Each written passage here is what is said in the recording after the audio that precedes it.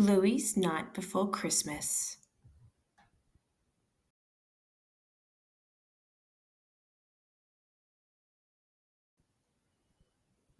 'Twas the night before Chrissy, when inside their home not a healer was stirring, not even a gnome. The stockings were hung, and high hopes filled the air that good old veranda Santa soon would be there. As Bluey and Bingo lay snug in their beds, dreams of chocolate doodads danced in their heads, and tired Mum and Dad, with no more to wrap, relaxed on the couch for a well-deserved nap.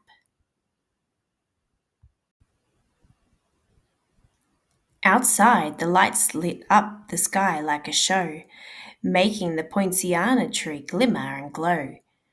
Then what did the kids hear on the veranda? They both woke up gasping, "It's gotta be Santa!" Bingo ran to the window, but all she could see was Malcolm asleep high up in the tree. "No, it's not Santa," Bingo quietly said. Then she went back to snuggle with Floppy in bed. "Psst, Bingo," said Bluey. "I can't get to sleep. Let's take the train to see Santa. Please, just a peep." "Okay," said Bingo, picking up all her toys, before they tiptoed out, not making a noise. "Let's do this," said Bluey. "We'll find Mum and Dad first." Into the lounge room the Christmas train burst. "Ah!" shouted Dad, and Mum did the same. "Toot!" yelled the drivers. "Quick, jump on our train!" The passengers hopped on all sleepy-eyed. "Welcome aboard, mate.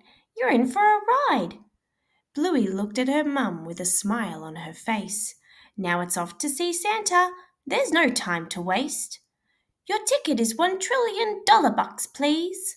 "How much?" gasped Dad. Do you accept cheese?"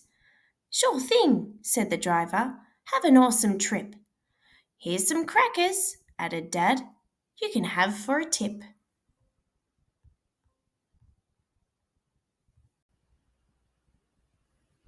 "Train leaving," said Bingo, setting off in a hurry.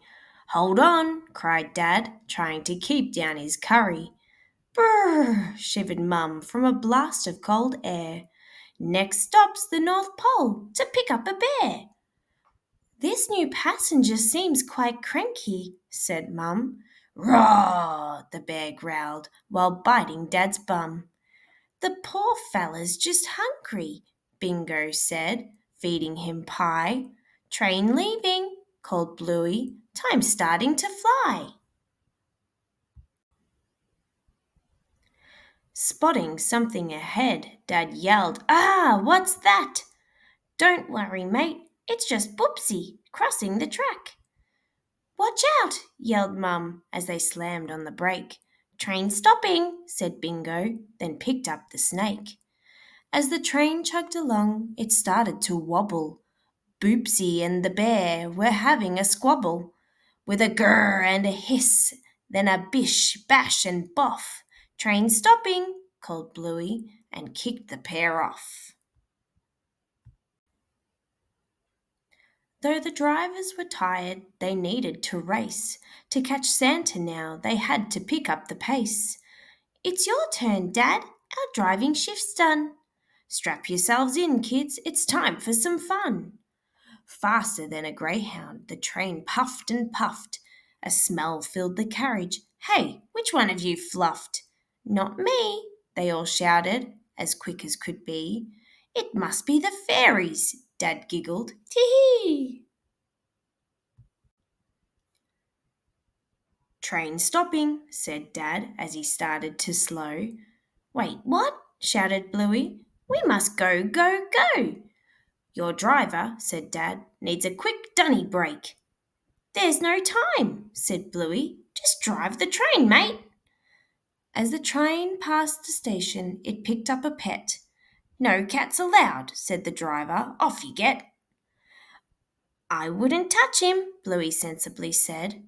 as Mr. Cotton's socks pounced and went straight for Dad's head. The train climbed the mountain right to the top. At its final destination, it ground to a stop. Last station, the veranda, the driver did shout. Attention, all passengers, you need to get out. They looked all around but couldn't find Santa. He was nowhere to be seen out on the veranda, but he'd definitely been there just moments before. There were cookie crumbs trailing all over the floor. Oh, biscuits, we missed him, said Dad with surprise. But suddenly sleigh bells rang out from the skies. It's Santa for real life, cried Bluey with a cheer. We found him, said Bingo, and all his reindeer.